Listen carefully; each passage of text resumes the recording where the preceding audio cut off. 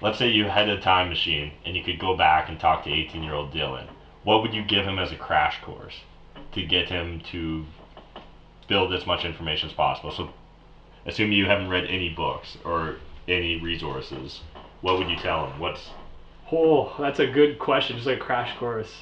Yeah. Well, and I feel like you personally are one of the biggest aggregators of information I know. So, like, I think it's an even more valuable recommendation coming from you than. Yeah. If I was gonna say, it depends how much time for sure. That's a very tough question, just because there's different levels, obviously, and I feel like if I met an 18-year-old Dylan, I would sit with him for 3 days and just talk. So, if I met an 8-year-old me, though, I think the biggest words of advice to give him are just the importance of definitely working hard when you're younger and building up that equity. A friend recently told me an interesting thing about wealth, and that any other discipline in life, the better you get at it, the harder it becomes. In terms of fitness, right, the stronger you get, the harder it gets to become stronger. In terms of running, look at like Usain Bolt. Like if you were to beat Usain Bolt by 1/10 of a second, that's impossibly hard. Whereas somebody at a beginning level, if you beat them by 2 seconds, 3 seconds, it's not that difficult. Wealth is the opposite.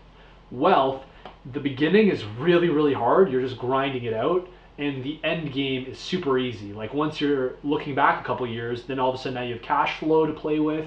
Now you have all this information. Now you have networks of people. Now you have systems in place. The 18-year-old Dylan, I would have just told him, if I could have given him one distilled thing, it would have been to obviously like focus and work harder. Invest in real estate, go hard in it, do as much as you can. Other than that, just find ways to make the deals work.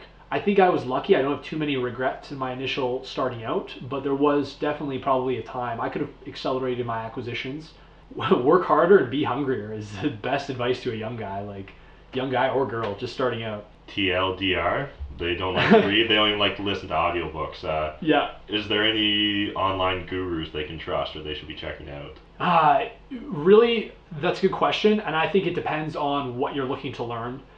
Bigger Pockets is an amazing resource for real estate investing. Like their podcasts are gold, and they're fun. They're just well produced. They're good podcasts. Tim Ferriss is another great one. Other than that, I would really start looking more towards books. While I do love podcasts as fillers in between books, I think books are the meat, right? They're the main thing you want to be getting your information from, because if you think about it, a lot of these podcasts are authors going on and just kind of talking about the books that they've written. But it's so much more functional to just actually go and blast through the book itself. Most books only have like one or two really good concepts and ideas that you can take away from. Rarely you'll get a fantastic book that has multiple levels of good ideas.